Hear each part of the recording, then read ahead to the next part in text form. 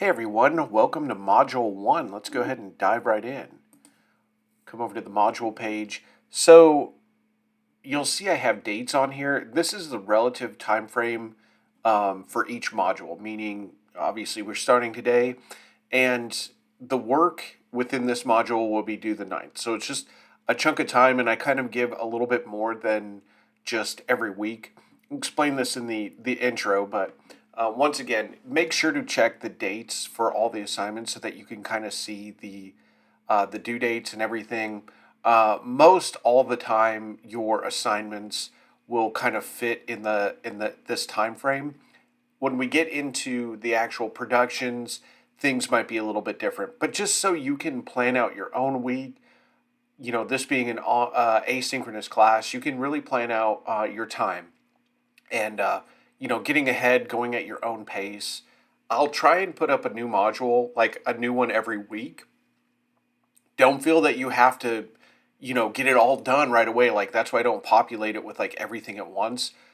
But there are some people who are go-getters that just want to, they're ready to film. They're ready to get going on things. So they might work ahead, but go at your own pace. That's the beauty of asynchronous classes. Go at your own pace. Again, don't put things off until the end or it's going to seem like a lot at once. But I'd rather give you extra time and, 3 assignments at once so you can kind of go at your own pace. But let's look and see what we got here. Okay. So again, we're kind of going between the 23rd and September 9th. So it's like 2.5 weeks. Main thing, before you do anything, look over the syllabus, email any questions. Okay? Syllabus right here, course syllabus, if you haven't looked it over already. The second thing is to get that copy of the bare bones camera course if you haven't ordered that already. And go ahead and read chapters 1 and 2. I'll be honest, you could probably sit down and read this book in 2 or 3 hours. It's that there's a reason I pick it. It's really easy, and it's not a thick textbook. It's a very small, easy going book that'll just give you sort of the parameters of filmmaking, right? Without the need of the unnecessary, and it's not expensive either. So go ahead and start with chapters 1 and 2. But feel free to read it all if you want. Lectures. You're going to have 3 lectures to watch and 3 assignments. So as you can see, we got an introduction, just kind of going over why we like film, what the importance of film is. So we'll talk about the camera and the narrative. You can see over here, I have all your lectures. I sometimes give PDFs just if somebody wants to review or there was something that they're looking for as far as information, but they don't know where it is in the video link. And it's just easier to look on the PDF. So you don't have to, read all of them. It's the exact same thing. It's just the PDF.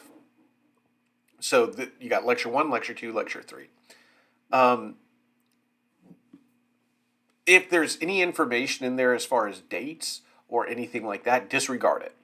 Sometimes I do recycle some of my videos. Sometimes I make new ones. Some of these are really good and they're corresponding with everything. Occasionally I might have not been thinking and I talk about a due date. Do not listen to any due dates on the lectures. Look in the module for the due date, always. I don't think that's the case. I'm usually pretty cognizant of it, but if you see something weird like at the end, I'm like, okay, and turn to page 45 and do this assignment. Shouldn't be the case. Been doing this a long time and I've tried to give you the best lectures that I have. It's the same information, just don't worry about the due dates or anything in there. I will, what's in Blackboard as far as the posted assignment and date, go off of that. And then you'll have 3 little assignments. For this first one, click on the PDF for the instructions. Basically, you're going to be doing a 10-shot story, which is, as we're talking about different shots and angles, shot sizes, things like that, try and think of telling a story, but you can only use pictures. I want you to take actual pictures, not videos. I have students all the time try and turn in a video. No, just do pictures for right now. Just think about that composition, that framing, and that shot size.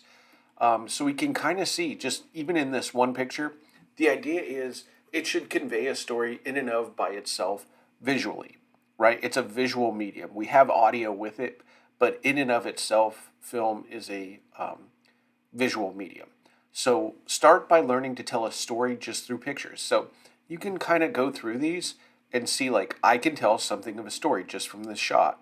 I can tell a little bit of a story just from this shot. I can tell a little bit of this story just from this shot. Um, we can you'll learn about this as you're watching, the rule of thirds, keeping our framing in mind. And you could try different forms of framing. But let's look at, so you can get rid of that. Some examples I posted on here that students have done, where it's just simple pictures. If you can't find a friend to do this or a family member, I've had students use Legos. I've had students use stuffed animals. I've had students use inanimate objects of all kind. But you can go through and kind of see what they're going for. Guy goes out exercising, and well, I'll let you look at the rest. But you get the idea. They're trying to tell a story through pictures. We have one more example. And you might know some of these students, I don't know. This was a pretty good one because it employed some different types of angles. You know, it wasn't always the same, but we get the idea. Guy goes out to play frisbee golf and gets a shot. Simple enough, right? How do I tell a story? How do I convey emotion through my shots? So this is a good example of, see how it's nice and neat and organized. The pictures are all the same size. This is a great example, and it tells a good story, or at least one that I can follow. We'll call it a good story for for what it is. All right, so follow the instructions here. I go in more detail. Don't cheat. You know, I've had some students try and wing something at the end, but put a little time into it. It's actually a lot of fun. We're looking for like 10 to 15 pictures, somewhere in there. Don't go wildly over, and definitely don't go under. If you need 16 or 17 shots, go for it. If you need 25, that's too many. You want to try and convey the story in as few shots as possible. When you're out filming, you don't have time to shoot, 700 different angles. You gotta get moving. So this will kind of give you the idea. Telling a story, just telling pictures. Look over the directions. Make sure you understand what you're doing. All right, so that's assignment 1. Assignment 2. I would like you to watch the movie Rudy. Now, I don't really have you buy a lot of books. I know you have to, there's hard drives and there's subscriptions, so I don't do this much. There might be 2 more, maybe 1 more video that'll ask you to rent. Here's a link to rent it right here. If you haven't seen this movie, it's really good. It's about a young man's aspirations to play football at Notre Dame. So it's a perfect one for learning about story structure.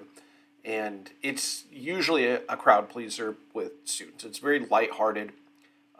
It's got some sports. It's got some fun. It's got some now really famous actors in it. So I think you'll enjoy it. And then this will correspond with the lecture on narrative. So make sure, and probably for all of these, make sure it won't let me open it without downloading it. It's fairly simple. You're just going to follow the directions.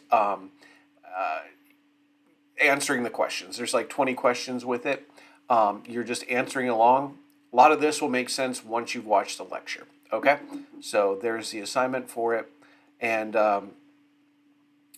pretty straightforward one. The only issue, I've had a couple students in the past who, if money is that tight, let me know. You don't have to get into detail with anything, but and this kind of goes for everything. If it's ever like a huge issue, I think it's like $2.99 to rent or buy or something like that. You can browse around the alleys of the internet. You don't have to get through Amazon. If you have a subscription somewhere else, that's fine. But I have had students who've told me, money's really tight. Then I'll say, okay, give me 5 films you do have access to. Let me know what they are, because odds are I've probably seen at least 1, maybe 2 of them, if not more. And that way I've at least seen the film, so I know how to grade what you're doing. That said, if you can, please watch this one. I generally try and look for free films that are out there, but it's the best I can do given with it being online. It's an older film, so it's not that expensive. But it's basically just answering questions to the best of your ability. And like everything, use complete academic sentences, not one word answers. Some answers are personal reflection, so expand on your idea. Um, put it out there that you're in college when you're doing this.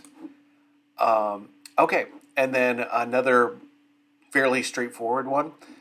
You're going to watch this video on aspect ratio, and then you are going to just answer these 5 questions. And you'll be glad that you watched it, because aspect ratio is just one of those things.